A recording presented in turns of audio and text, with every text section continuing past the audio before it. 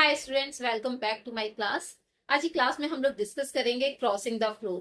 तो क्लास को स्टार्ट करने से पहले अगर आप फर्स्ट टाइम मेरी क्लास में आए हैं so do subscribe my channel and bell icon को प्रेस कर दीजिए, बिकॉज जो भी नए अपकमिंग वीडियोस होंगे उनके नोटिफिकेशंस आपको मिलते रहेंगे। So let's begin the class. Crossing the floor को हम दो तरीके से समझ सकते हैं। पहला ये कि जब भी कोई एमपी या एमएलए इसलिए क्योंकि ये पार्लियामेंट के मेंबर्स भी हो सकते हैं और स्टेट में लेजिस्लेटिव असेंबली के मेंबर्स भी हो सकते हैं। तो जब वो अपनी ओरिजिनल पॉलिटिकल पार्टी को छोड़कर दूसरी पार्टी ज्वाइन कर लेते हैं, that is called crossing the floor. दूसरी सिचुएशन क्या हो सकती है? दूसरी सिचुएशन ये हो सकती है कि जब भी कोई एमपी या एमएलए जिसको कॉन्शियस वोट के लिए अलाउ नहीं किया गया है, फिर भी वो अपनी पॉलिटिकल पार्टी के अगेंस्ट वोट करता है, तो इसे हम क्रॉसिंग द फ्लोर कहते हैं। तो ये क्रॉसिंग द फ्लोर दो तरीके से हो सकता है। अब ये क्रॉसिंग द फ्लोर टर्म आता कहां से है? तो हमारी जो लेजिस्लेटिव असेंबली होती है यानी पार्लियामेंट होती है, उसका फिजिकल लेआउट ही इस तरीके का होता है। यानी कि जो भी पॉलिटिकल पार्टीज हैं उनके अपनी अलग अलग एक जगह होती है जहां पर एक पर्टिकुलर पार्टी बैठती है, दूसरी तरफ दूसरी पॉलिटिकल पार्टी बैठती है। तो जब इस तरह का लेआउट होता है तो एक पॉलिटिकल पार्टी का मेंबर जब पार्टी के अगेंस्ट जाकर दूसरी तरफ जाता है तो इसे हम क्रॉसिंग द फ्लोर कहते हैं। So now we can discuss the difference between crossing the floor and conscious vote.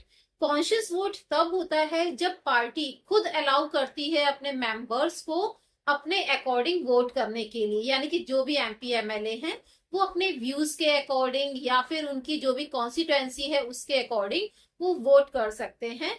और ये जो वोट्स हैं ये कुछ पर्टिकुलर इश्यूज के लिए ही अलाउ होते हैं, ऐसे इश्यूज जो सोशल एंड मॉरल सिग्निफिकेंस रखते हो। फॉर एग्जाम्पल अबॉर्शन का मुद्दा हो सकता है, चाइल्ड मैरिज का मुद्दा हो सकता है, कानून सुधार का मुद्दा हो सकता है, या फिर सेम सेक्स मैरिज हो सकता है, यूथेनेशिया हो सकता है। इस तरह के कुछ सोशल इश्यूज हो सकते हैं, ठीक है, या एथिकल इश्यूज हो सकते हैं।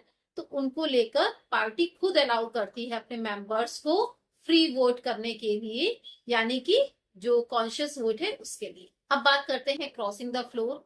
तो क्रॉसिंग द फ्लोर तब होता है जब किसी एमपी एमएलए को कॉन्शियस वोट के लिए अलाउ नहीं किया गया है, फ्री वोट के लिए अलाउ नहीं किया गया है, लेकिन इसके बाद भी वो अपनी पार्टी के अगेंस्ट जाकर वोट करता है, तो इसे हम क्रॉसिंग द फ्लोर कहते हैं। तो दोनों के बीच में ये मेन डिफरेंस होता है। क्रॉसिंग द फ्लोर के कुछ सिग्निफिकेंट पॉलिटिकल इम्प्लीकेशंस भी हो सकते हैं, ठीक है। तो ये क्या इम्प्लीकेशंस हो सकते हैं?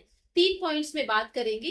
पहला पॉइंट ये हो सकता है कि इम्पैक्ट ऑन गवर्नमेंट स्टेबिलिटी, यानी कि जब क्रॉसिंग द फ्लोर होता है एक इनफ नंबर में, एक पर्याप्त मात्रा में जो भी एमपी एमएलए हैं वो पार्टी चेंज करते हैं, तो इससे क्या होगा? इससे लेजिस्लेचर का बैलेंस ऑफ पावर बिगड़ जाता है। दूसरा, पार्टी की मेजोरिटी लॉस हो सकती है एंड गवर्नमेंट कोलैप्स हो सकती है। सेकेंड पॉइंट है पर्सनल कॉन्सिक्वेंसेस।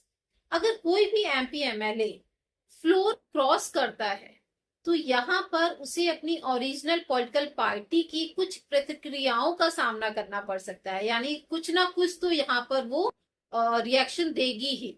तो ये रिएक्शन क्या हो सकते हैं? रिएक्शन हो सकता है कि उसे अपनी ओरिजिनल पॉलिटिकल पार्टी से निकाला जा सकता है, भाई अगेंस्ट वोट करेंगे तो निकाला जा सकता है।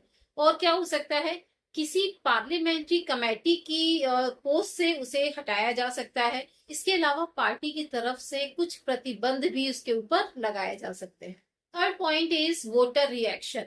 तो जब भी कोई एमपी या एमएलए फ्लोर क्रॉस करता है यानी पार्टी चेंज करता है, तो यहाँ पर वोटर्स का जो रिएक्शन है वो मिक्स्ड होता है, मिला जुला होता है।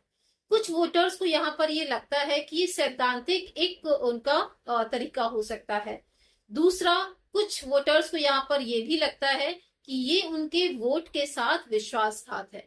क्यों? क्योंकि उन्होंने जो वोट दिया था उस एमपी या एमएलए को, वो उस पॉलिटिकल पार्टी के बेसिस पर दिया था, ठीक है। तो यहाँ पर दोनों ही चीजें हो सकती हैं। वोटर्स का जो रिएक्शन है वो मिला जुला हो सकता है। एक बहुत ही फेमस एग्जाम्पल है विंस्टन चर्चिल से रिलेटेड।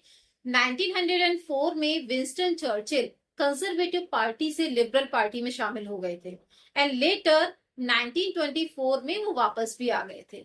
तो इसी तरह का एक एग्जाम्पल हमें इंडिया में भी मिलता है जिसे हम आया राम गया राम कहते हैं।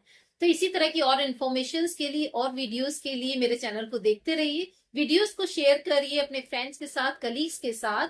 सो स्टे हेल्दी एंड सेफ। मिलते हैं किसी नए टॉपिक के साथ। Bye bye.